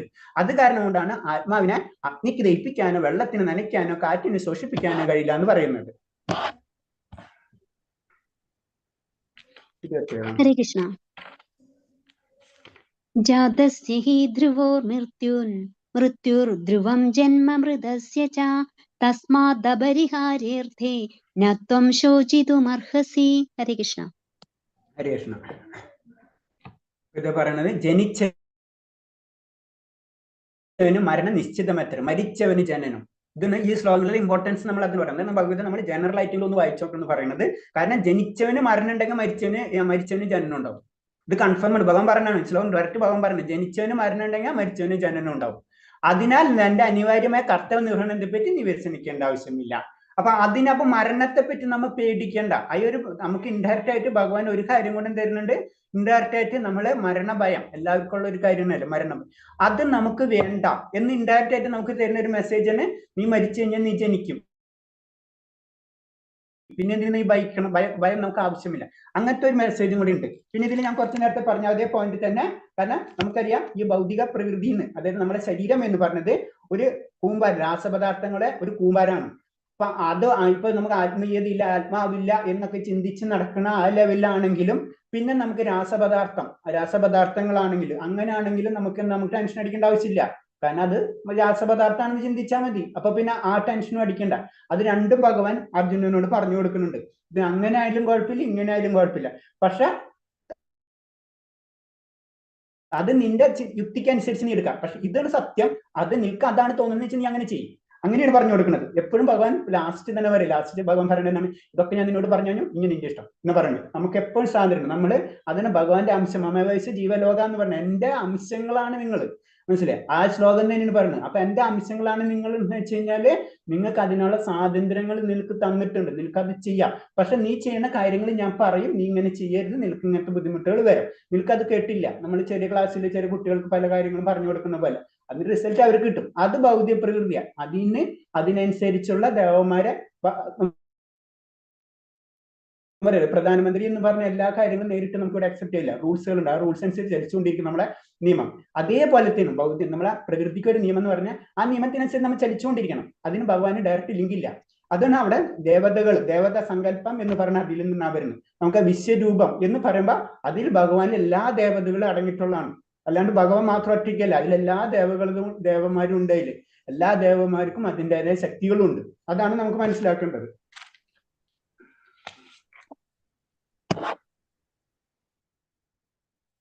അടുത്ത ശ്ലോകം ഹരേഷ്ണജി.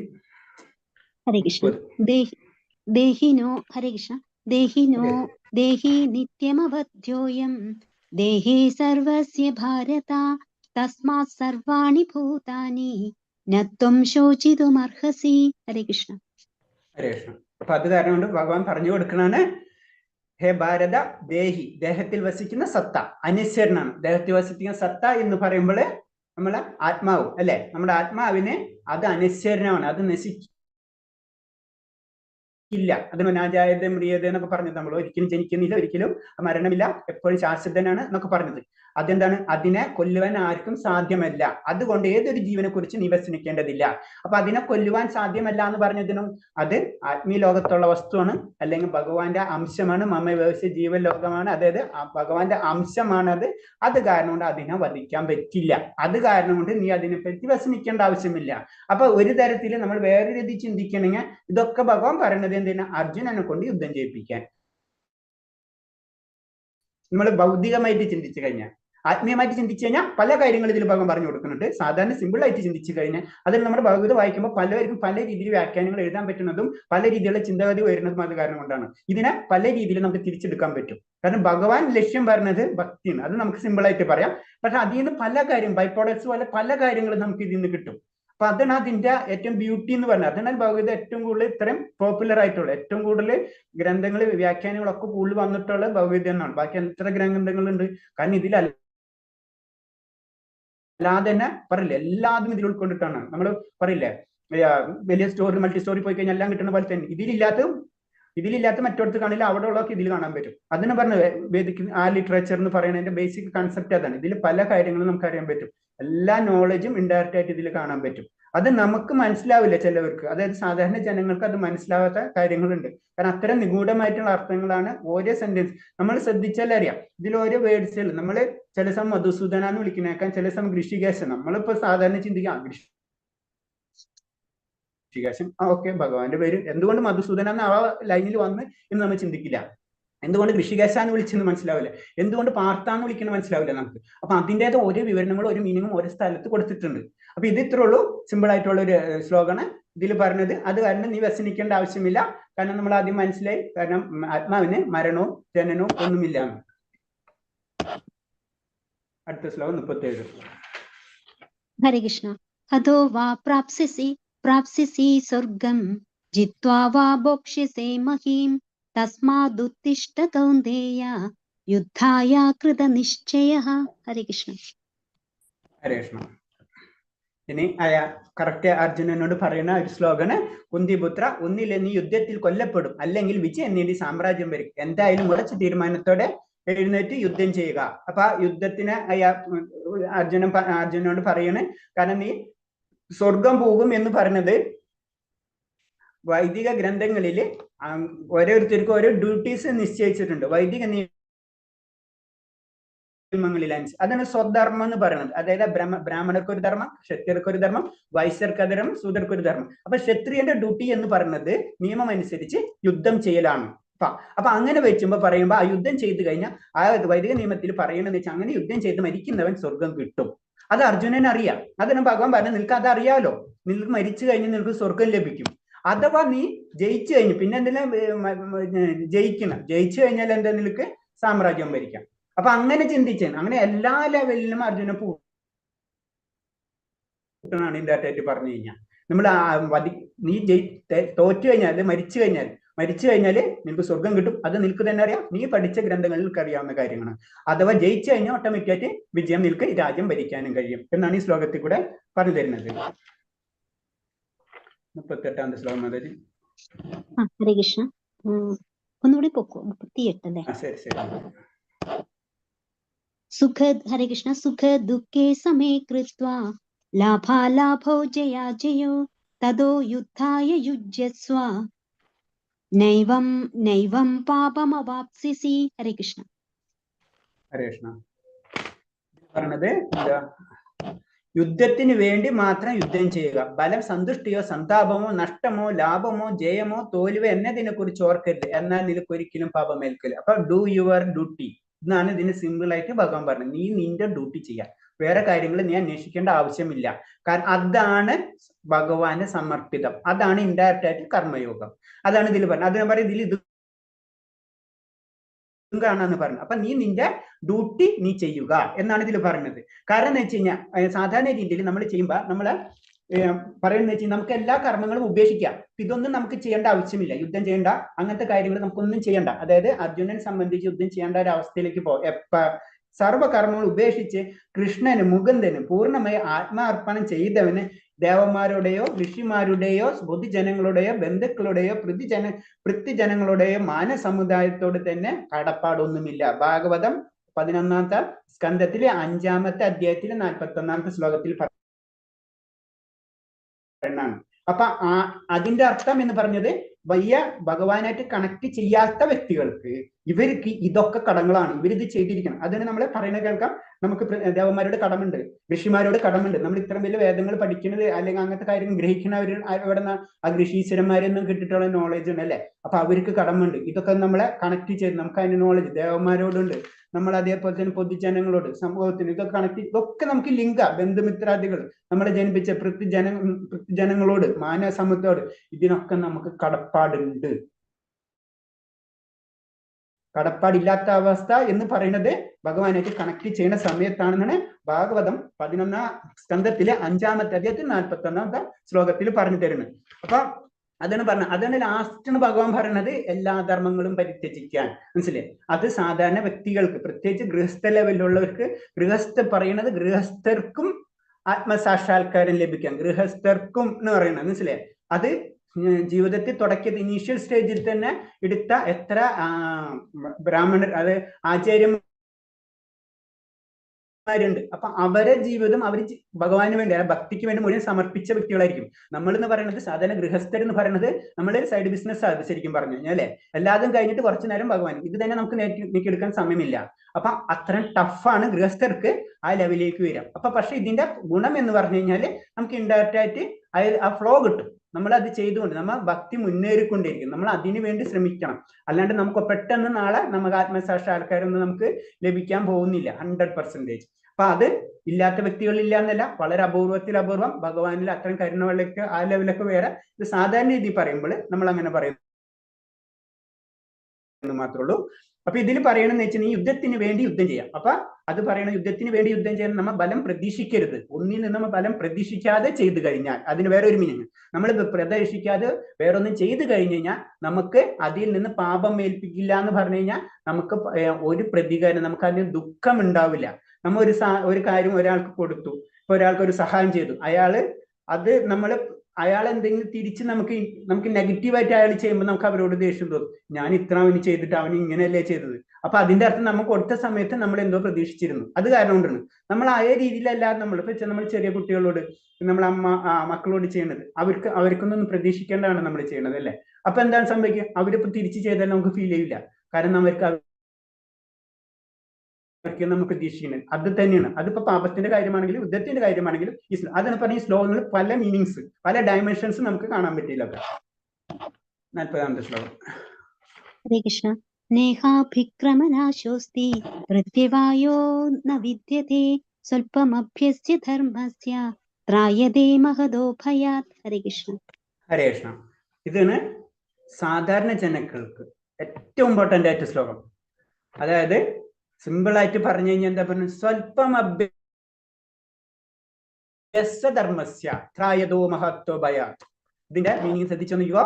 കാരണം നഷ്ടമോ ലാഭമോ യുദ്ധമത്തിൽ ഈ വഴിക്കുള്ള ചെറിയ മുന്നേറ്റവും മഹാഭയങ്ങളിൽ നിന്ന് രക്ഷ നൽകുന്നു എന്ന് പറഞ്ഞ ആത്മീയതയിലേക്ക് നമ്മൾ കാലെടുത്ത് വെച്ചാൽ തന്നെ ബേസിക്കായിട്ട് പറഞ്ഞു കഴിഞ്ഞാൽ നമുക്ക് അതിൽ നിന്ന് വളരെയധികം കാര്യങ്ങൾ, മഹാഭയങ്ങളിൽ നിന്ന് ഭഗവാൻ പറഞ്ഞാണിത്.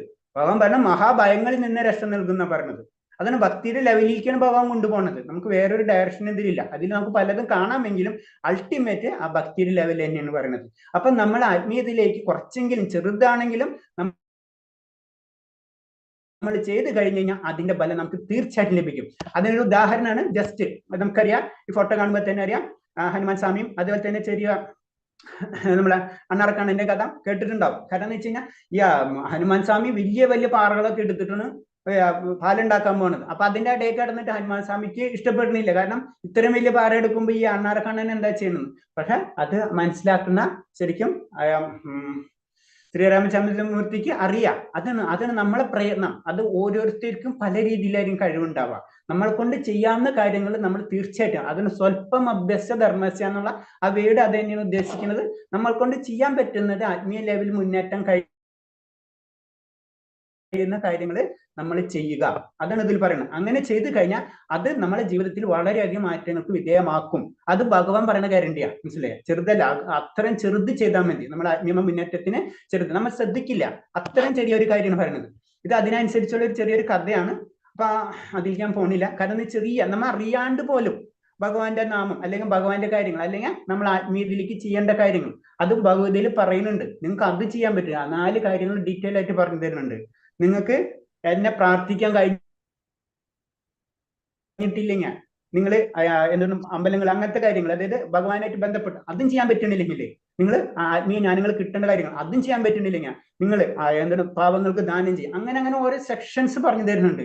അതേപോലെ തന്നെ പിന്നെ പറയുന്നുണ്ട് നമുക്ക് ഭക്തന്മാരിൽ തന്നെ 4 വിധമുണ്ട്. അത് സുഹൃതികളും നമ്മൾ ദുഃഖം വരുമ്പോൾ ഭഗവാൻ വിളി, അതൊക്കെ ഓരോ സെക്ഷനായിട്ട് ഡിവൈഡ് ചെയ്തിട്ടുണ്ട്. അങ്ങനെ എല്ലാം ഡീറ്റെയിൽ ആയിട്ട് ഭഗവതിയിൽ അതിന് പറഞ്ഞത് ഇതൊക്കെ നമ്മൾ ജസ്റ്റ് ജനറൽ ആയിട്ട് വായിച്ചു പോകുമ്പോൾ തന്നെ എന്താണ് ഭഗവാൻ നമ്മളിലേക്ക് നമ്മളെ എവിടേക്കാണ് കൊണ്ടുപോകുന്നത് മനസ്സിലാവും. ആത്മീയ ലോകം ഉണ്ട്, ഭൗതിക ലോകമുണ്ട്. ആത്മീയ ലോകത്തിൽ നമ്മൾ എങ്ങനെയായിരിക്കും, ഭൗതിക ലോകത്തിൽ എന്തായിരിക്കും, ആത്മീയതന് നമ്മളെ ആത്മാവ് അത് എപ്പോഴും പൂർണ്ണ സന്തോഷത്തിന് വേണ്ടി നോക്കിക്കൊണ്ടിരിക്കും. ആ സന്തോഷമാണ് നമ്മൾ ഇവിടെ അന്വേഷിച്ചുകൊണ്ടിരിക്കുന്നത് ബേസിക്കായിട്ട്.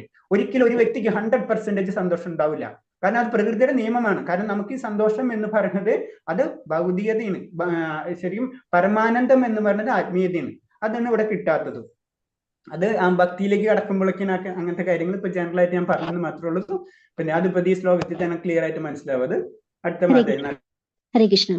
വ്യവസായാത്മിക ബുദ്ധിരേഖേഹ കുരു നന്ദന ബഹുശാഖാഹിനന്താശ്ച ബുദ്ധയോ അവ്യവസായിനാം. ഹരേ കൃഷ്ണ. ഹരേ കൃഷ്ണ. ഇതിൽ പറഞ്ഞു ഒരു വഴിക്ക് പോകുന്നവർ നിശ്ചയദാർഢ്യമുള്ളവരാണ്. ലക്ഷ്യം ഒന്ന് മാത്രം. നമുക്ക് ഭൗതികതയിൽ അറിയാം, നമുക്ക് പല വഴിക്കും ഒരാൾക്ക് അത് പഠിക്കണം ഇത് പഠിക്കണം അങ്ങനെ പോയി കഴിഞ്ഞാൽ അവൻ എവിടെ എത്തൂല. ജാക്ക് ഓഫ് ആൾ ട്രേഡ്സ് എന്ന് പറയും. അതായത് എവിടെ എത്തൂല. നമുക്ക് എപ്പോഴും ഒരു ലക്ഷ്യം ഉണ്ടായിരിക്കണം. അത് ഭൗതികതയിലല്ല, അപ്പോഴേ നമ്മൾ എത്തുള്ളൂ. ഇപ്പൊ ഒരു സ്പോർട്സ്മാൻ ഉണ്ടെങ്കിൽ ആ സ്പോർട്സ്മാൻ സ്പിരിറ്റിൽ തന്നെ 100% മൂവ് ചെയ്ത് കഴിഞ്ഞാൽ അവിടെ എത്തും. അല്ലാന്ന് വെച്ചാൽ പലയിടത്തും മൂവ് പെട്ടുപോകും എന്ന് പറഞ്ഞ പോലെ ആത്മീയതയിലാണെങ്കിലും നമുക്കൊരു ലക്ഷ്യം ഉണ്ടാവണം. ആ ലക്ഷ്യത്തിലേക്ക് പോകണം. നമ്മൾ ദേവനെ വിചാരിച്ചാൽ ദേവനെ കൺസെപ്റ്റ് പോവാം, മൂവ് ചെയ്യാം, ഒരു കുഴപ്പമില്ല. അത് ഭഗവാൻ പറയുന്നുണ്ട്, അങ്ങനത്തെ ശ്ലോകങ്ങൾ വരുന്നുണ്ട്, മനസ്സിലായി? പക്ഷെ നമ്മൾ മൂവ് ചെയ്യണം. പകുതി വിട്ട് കഴിഞ്ഞാൽ പറയുന്നത് ഒരു നന്ദന ദൃഢനിശ്ചയമില്ലാത്ത ബുദ്ധിയാവട്ടെ പല ശാഖകളോട് കൂടിയതാണ്. അപ്പൊ അവരെ ഡയറക്ഷൻസ് മാറിക്കഴിഞ്ഞാല് നമ്മൾ അവിടെ എത്തില്ല. നമുക്കിപ്പോ അറിയാം, നമുക്ക് ഡൽഹി പോകണമെന്ന് വെച്ച് കഴിഞ്ഞാൽ നമ്മൾ ഡൽഹിയിലുള്ള ട്രെയിൻ കയറണം. കുറച്ച് കഴിയുമ്പോൾ നമ്മൾ അവിടുന്ന് ഇറങ്ങിയിട്ട് വേറെ ട്രെയിൻ പിടിച്ചാൽ നമ്മൾ ഡൽഹിയിൽ എത്തില്ല. അതിന് പക്ഷെ ആ ദൃഢനിശ്ചയമില്ലാത്തവർക്ക് അത് അവരെ പല ശാഖകൾ പോലെയാണെന്നാ പറയുന്നത്.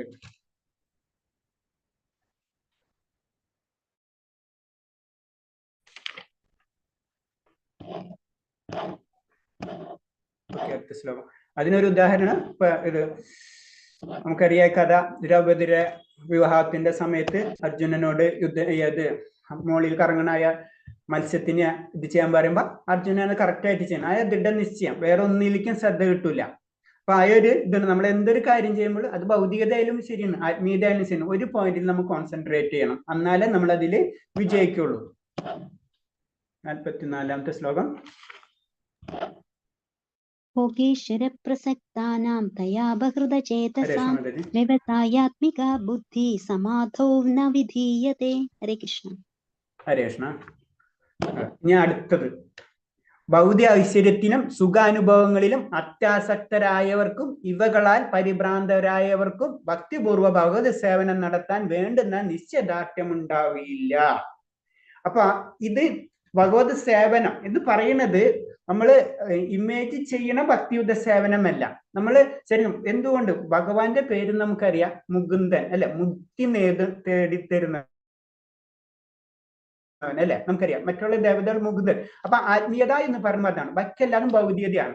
കാരണം എന്ന് വെച്ചാൽ നമുക്ക് പല ആഗ്രഹങ്ങളുണ്ടാവും, പല ദേവതവരെ വിളിക്കും, അതിനനുസരിച്ച് കാര്യങ്ങൾക്ക് ബലങ്ങൾ കിട്ടും. പക്ഷെ മുക്തി ഈ മരണ ചക്രങ്ങളിൽ നമുക്ക് ഒഴിവായി കിട്ടണം എന്ന് പറയാം.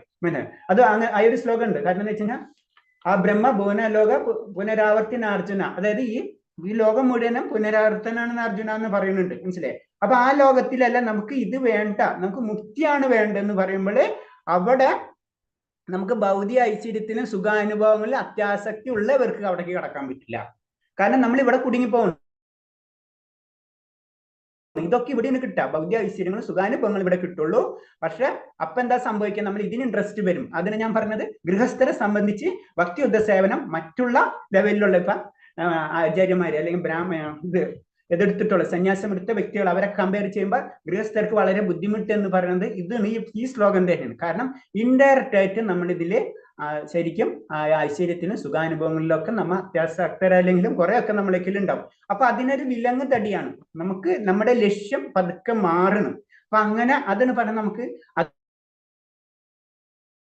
അത് കാരണം കൊണ്ടാണ് നമ്മളെ വേദങ്ങളിൽ ആ ചതുരാശ്രമങ്ങൾ സൃഷ്ടിക്കപ്പെട്ടിട്ടുള്ളത്, പ്രത്യേകിച്ച് ഗൃഹസ്ഥരെ സംബന്ധിച്ചാണ്. അപ്പൊ എന്താണ്? അങ്ങനെ പതുക്കെ പതുക്കെ നമ്മൾ കടക്കണം എന്ന് പറഞ്ഞു. അർത്ഥധർമ്മ കാമമോക്ഷ അല്ല പറയുന്നത്. അപ്പൊ എന്താണ് പറയുന്നത്? അത് മോക്ഷത്തിലേക്ക് കടക്കണം നമ്മൾ. പക്ഷെ നമ്മൾ അർത്ഥവും കാമം വേണ്ട നമുക്ക്. അപ്പൊ നമുക്കത് വേണം. അർത്ഥവും കാമം ഉണ്ടാവും. കാമം എന്തായാലും ഉണ്ടാവും. അപ്പൊ അർത്ഥം അതിനനുസരിച്ച് വേണം. അത് ധർമ്മത്തിൽ കൂടെ ആയിരിക്കും. എന്നാലേ നമുക്ക് മോക്ഷത്തിലേക്ക് കടക്കാൻ പറ്റുള്ളൂ. അതാണ് ഗൃഹസ്ഥ ലെവലിലേക്ക് ഉള്ളത്. അപ്പൊ അത് എല്ലാതും അർത്ഥവും കാമം. ഇപ്പോഴത്തെ ലോകം എന്ന് പറഞ്ഞാൽ അതാണ് അർത്ഥവും കാമം. നമ്മളെ കാശ് ഉണ്ടാക്കാൻ നമ്മൾ ഇഷ്ടത്തിന് ചെയ്യാം. അത് മാത്രമുള്ള ഇപ്പോഴത്തെ ലോകത്തിന്റെ പ്രത്യേകത. അപ്പൊ അങ്ങനെ നടക്കണമെന്ന് വെച്ച് കഴിഞ്ഞാൽ അവർക്ക് ആ മോക്ഷപ്രാപ്തിയിലേക്ക് കടക്കാൻ കഴിയില്ല. ഇൻഡയറക്റ്റ് ആയിട്ട് പറഞ്ഞു കഴിഞ്ഞാൽ. 62ാമത്തെ ശ്ലോകം. ധ്യായതോ വിഷയാൻ പുംസാ സംഗസ്തേഷുപജായതേ സംഗാത് സംജായതേ കാമഃ കാമാത് ക്രോധാഭിജായതേ കാമാത് ക്രോധോഭിജായതേ. ഹരേ കൃഷ്ണ. ഹരേ കൃഷ്ണ. ഇന്ദ്രിയ വിഷയങ്ങളെ പറ്റി ചിന്തിച്ചുകൊണ്ടിരിക്കുന്നവർക്ക് അവയിൽ ആസക്തി ഉണ്ടാകും. ആസക്തിയിൽ നിന്ന് കാമവും അതിൽ നിന്ന് ക്രോധവും ഉണ്ടാകുന്നു. ഇനിയും ഭഗവാൻ പറയുന്നത് എങ്ങനെയാണ് നമുക്ക് ഈ കാമം വരുന്നത്? നമുക്ക് ആഗ്രഹങ്ങൾ, കാമം എന്ന് പറഞ്ഞാൽ ആഗ്രഹം. ഈ കാമവും പ്രേമവും തമ്മിൽ ഡിഫറൻസ് ഉണ്ട്. കാമം എന്ന് പറഞ്ഞാൽ ഭൗതികം, പ്രേമം എന്ന് പറഞ്ഞാൽ ആത്മീയം. മനസ്സിലായി? ഭഗവാന്റെ പ്രേമം എന്നാ പറയാം. മനസ്സിലായി? കാമം എന്ന് പറയുമ്പോൾ അത് ആഗ്രഹങ്ങൾ, അത് എന്താ? ഭൗതികതയായി. അപ്പൊ കാമം എങ്ങനെയാണ് വരുന്നത്? നമ്മളെ ആഗ്രഹങ്ങൾ സാധാരണ രീതിയിൽ കാമം എന്ന് പറഞ്ഞാൽ സിമ്പിൾ ആയിട്ട് പറയുമ്പോൾ ആഗ്രഹങ്ങൾ. ഈ ആഗ്രഹങ്ങൾ എങ്ങനെയാണ് വരുന്ന പറയുന്നത്? എന്താ പറയുന്നത്? ഇന്ദ്രിയ വിഷയങ്ങളെ പറ്റി ചിന്തിച്ചു കൊണ്ടിരിക്കുന്നവർക്ക് അവയിൽ ആസക്തി ഉണ്ടാകുന്നു. ആസക്തിയിൽ നിന്ന് കാമം, അതിൽ നിന്ന് ക്രോധവും ഉളവാകുന്നു എന്നറിയാം. നമുക്ക് എന്തൊരു കാര്യങ്ങളും നമ്മ ഒരു വസ്തു കണ്ടു, അവിടെ നമ്മൾ ചിന്ത തുടങ്ങും. ആ വസ്തു നമുക്ക് ലഭിക്കണം, അതിനെ കാര്യങ്ങള് അതിനെ കാമം എന്ന് പറഞ്ഞാൽ ആ ആസക്തിയിൽ നിന്ന് ആ കാമം നമുക്ക് വരുന്നു. അതിൽ നിന്ന് പതുക്കെ ക്രോധം, അത് കിട്ടിയില്ലെങ്കിൽ നമുക്ക് ക്രോധത്തിലേക്ക് നമുക്ക് കിട്ടും. പിന്നെ അതിനുള്ള വഴികളായിട്ട് നമ്മളെ ചിന്തകൾ മുഴുവനും. അതാണ് നമ്മളെ ശരിക്കും അതിന്റെ സെക്ഷൻസ് ഫസ്റ്റ് പറയണമെന്ന് വെച്ച് കഴിഞ്ഞാല് നമ്മൾ 4 സെക്ഷൻസ് പറയുന്നുണ്ട്. ആദ്യം എന്ന് പറഞ്ഞാൽ ഭൗതിക പ്രകൃതി, പിന്നെ ഇന്ദ്രിയങ്ങള്, പിന്നെ മനസ്സ്, പിന്നെ ബുദ്ധി, പിന്നെ ആത്മാവ്. ഇങ്ങനെയാണ് സെക്ഷൻസ് വരുന്നത്. അതിൽ മനസ്സ് അല്ലെങ്കിൽ ബുദ്ധി അത് ഭൗതിക പ്രകൃതി. ഇതിൽ നിന്നൊക്കെ ഒഴിയണം നമ്മൾ. ആത്മാവ് എന്ന് പറഞ്ഞ ശരിക്കും പറഞ്ഞാൽ ഇപ്പോൾ സംഭവിക്കുന്നത് ആത്മാവിനെ ഇവരെല്ലാവരും കൊണ്ട് പിടിച്ചുകൊണ്ട് പോകണം. പക്ഷെ ഈ ആത്മാവിനെ എവിടെ നിർത്തണം? ഇന്ദ്രിയങ്ങളെ നിർത്താനുള്ള ഒരു പവർ സംഘടിപ്പിക്കുക. അതാണ് യോഗാഭ്യാസം എന്ന് പറയുന്നത് തന്നെ. അങ്ങനെ യോഗാഭ്യാസത്തിലൂടെ മാത്രമേ ഇന്ദ്രിയങ്ങളെ നമ്മളെ നിയന്ത്രിക്കാൻ പറ്റുള്ളൂ. അങ്ങനെ നിയന്ത്രിച്ചാൽ മാത്രമേ നമ്മളെ ആത്മാവിലേക്ക് നമുക്ക് കണക്ഷൻ കിട്ടുള്ളൂ. അങ്ങനെയാണ് അത് ഉയർന്നു പോണത്. അപ്പൊ പറയണെന്ന് പറഞ്ഞു കഴിഞ്ഞാൽ ഇങ്ങനെ നമ്മൾ ഇന്ദ്രിയ വിഷയങ്ങളിലേക്ക് നമ്മളെ ചിന്തിച്ചു കൊണ്ടിരുന്നു കഴിഞ്ഞു കഴിഞ്ഞാൽ നമ്മളെ ചിന്ത എപ്പോഴും നമ്മൾ സിമ്പിളായിട്ട് ചിന്തിച്ചാൽ നമ്മളെപ്പോഴും ഒരു സെക്കൻഡ് പോലും നമുക്ക് ചിന്തിക്കാതിരിക്കാൻ കഴിയില്ല. നമ്മളൊന്നൊരു ഫാസ്റ്റ് അല്ലെങ്കിൽ ഫ്യൂച്ചർ, ഇത് എപ്പോഴായിരിക്കും നമ്മുടെ ചിന്താഗതി എപ്പോഴും. അപ്പൊ അതിന്റെ കാരണം എന്താ പറയണത്? നമുക്ക് എന്തിനോട് എന്തെങ്കിലും ആസക്തി ഉണ്ടാവും. അപ്പൊ അങ്ങനത്തെ കാര്യങ്ങൾ എപ്പോഴും നമ്മൾ ചിന്തിച്ചുകൊണ്ടിരിക്കും. പിന്നെ അത് പ്രവൃത്തിയിലേക്ക് നമ്മൾ ശ്രമിച്ചുകൊണ്ടിരിക്കും. അതാണ് അതിൽ നിന്ന് പിന്നെ അത് ലഭിക്കാണ്ടാവുമ്പോ ക്രോധം ഉണ്ടാകുന്നു. അപ്പൊ അത് പറയണ അത് ജ്ഞാനം കൊടുക്കണ ഇതൊക്കെയാണ് ഇതിന്റെ കാര്യങ്ങൾ. പിന്നെ അടുത്ത ശ്ലോകം 63. ക്രോധാത് ഭവതി സമ്മോഹഃ സമ്മോഹാത് സ്മൃതി വിഭ്രമഃ സ്മൃതി ഭ്രംശാത് ബുദ്ധിനാശോ ബുദ്ധിനാശാത് പ്രണശ്യതി. ഹരേ കൃഷ്ണ. ഹരേ കൃഷ്ണ. ക്രോധത്തിൽ നിന്ന് സമ്മോഹം, അതിൽ നിന്ന് ഓർമ്മപ്പിഴയിൽ നിന്ന് ബുദ്ധിനാശവും ഉണ്ടാവും. ബുദ്ധിനാശത്തിൽ വീണ്ടും ഭൗതികയുടെ കയത്തിൽ വീണ്ടും നാശം പ്രാപിക്കും. അതിന്റെ കണ്ടിന്യൂഷൻ പറയണ ഇങ്ങനെ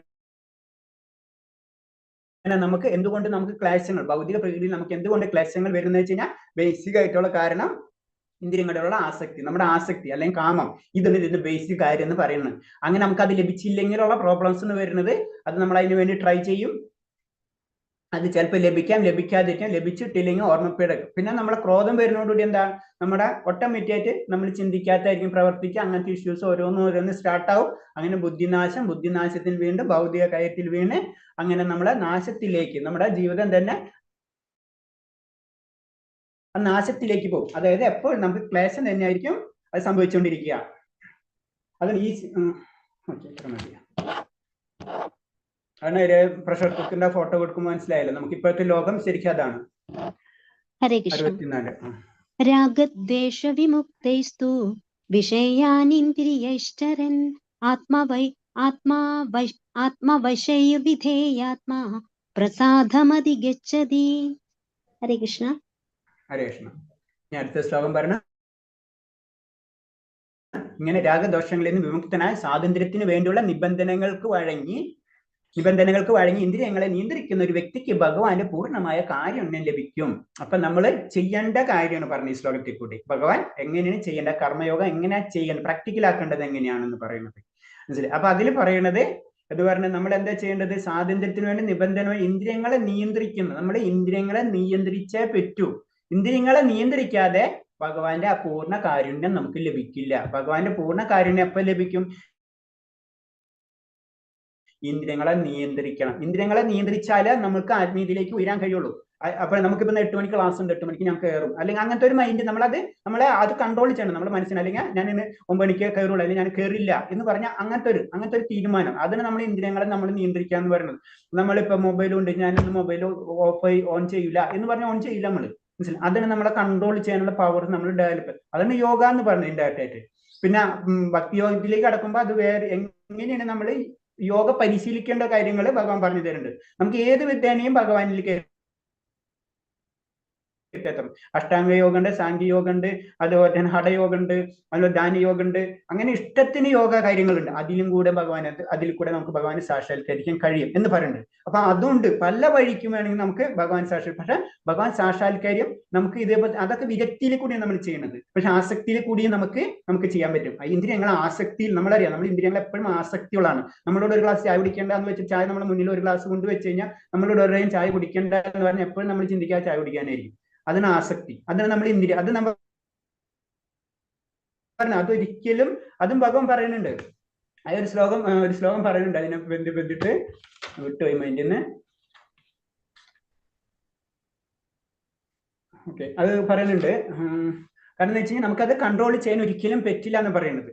അപ്പോ നമുക്ക് പക്ഷെ നമ്മളോട് ചായ കുടിച്ചോളം പറഞ്ഞിട്ട് ഒരു വ്യക്തി കൊണ്ട് വെച്ചാൽ നമ്മൾ സുഖമായിട്ടിരുന്ന ചായ കുടിക്കും. അതിന് നമ്മളെ ആസക്തി, നമുക്ക് വിരക്തി വളരെ ബുദ്ധിമുട്ടാണ്, ആസക്തി വളരെ സിമ്പിൾ. അത് വെച്ചിട്ടാണ് നമ്മൾ കൈകാര്യം ചെയ്യേണ്ടത്. നമ്മൾ ഇന്ദ്രിയങ്ങളെ നമ്മളെ കൺട്രോൾ ചെയ്യേണ്ടത് ആസക്തി വെച്ചിട്ട് തന്നെ ഇന്ദ്രിയങ്ങളെ കൺട്രോൾ ചെയ്യാം. ശരിക്കും അതാണ് ഭക്തി യോഗ എന്ന് പറയുന്നത്. അടുത്ത ശ്ലോകം 66. ഹരേ കൃഷ്ണ. നാസ്തി ബുദ്ധിരയുക്തസ്യ ന ചായുക്തസ്യ ഭാവന ന ചാഭവയതാ ശാന്തി രശാന്തസ്യ കുതഃ സുഖം.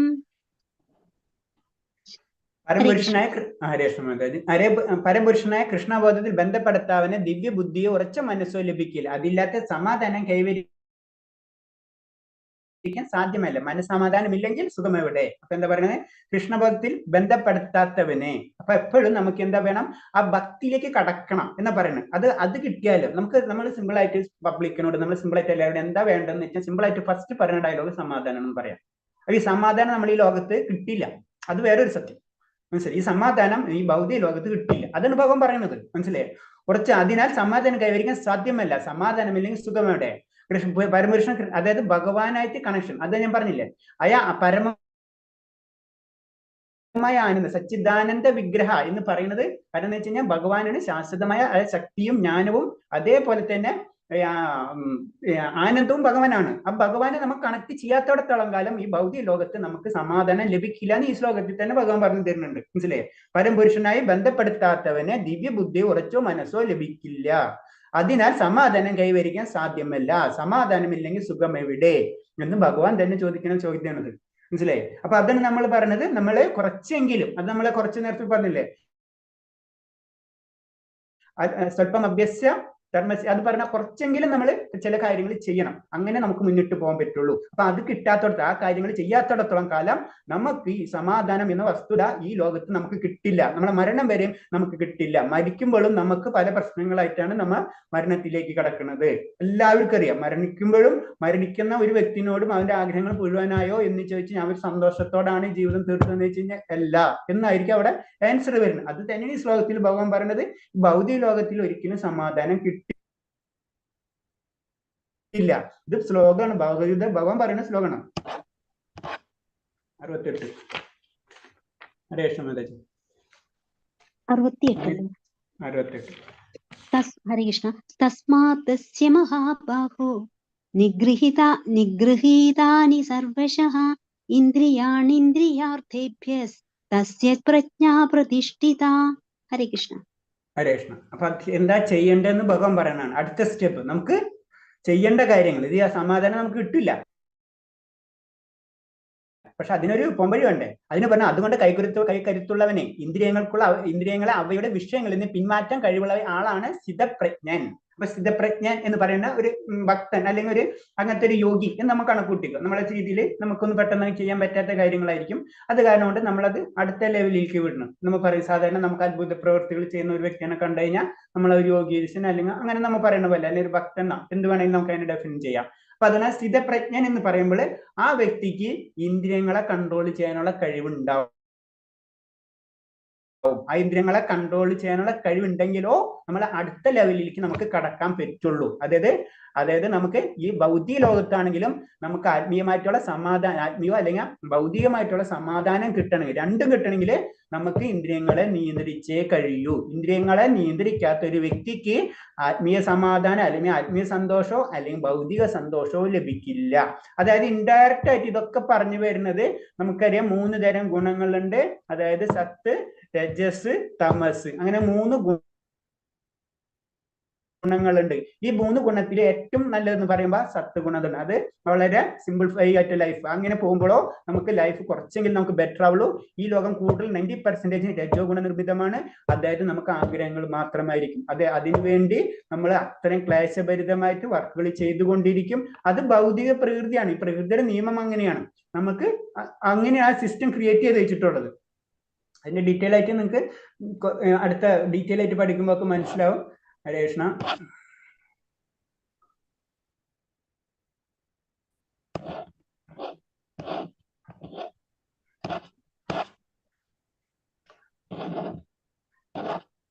ശ്ലോകങ്ങളില്ല പ്രഭുജി. ശ്ലോകങ്ങൾ കഴിഞ്ഞു. Okay, thank you പ്രഭുജി. ഹരേ കൃഷ്ണ. ഹരേ കൃഷ്ണ. അപ്പൊ ഇത്രേ ഉള്ളൂ. നമ്മൾ 72 ശ്ലോകങ്ങളുണ്ട് ഇതില്, പക്ഷെ ഇത്രയും വെച്ച് നിർത്തുക.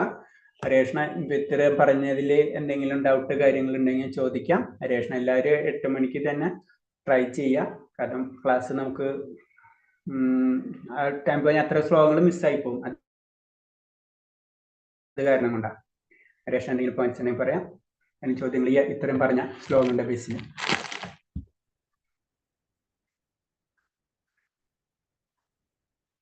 ഹരേ കൃഷ്ണ. ഒന്നെത്തിട്ടെ മാതാജാണ് സ്റ്റോപ്പ് ചെയ്തോട്ടെ.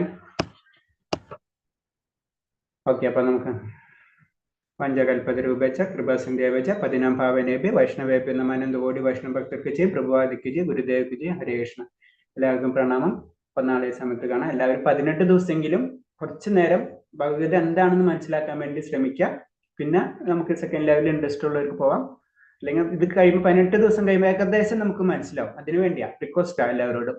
ഹരേ കൃഷ്ണ. ശരി, താങ്ക് യു, പ്രണാമം എല്ലാവർക്കും. അപ്പൊ നാളെ കാണാം നമുക്ക്. ഹരേ കൃഷ്ണ. ഹരേ കൃഷ്ണ. പറഞ്ഞോട്ടെ. ഒരു സെക്കൻഡ്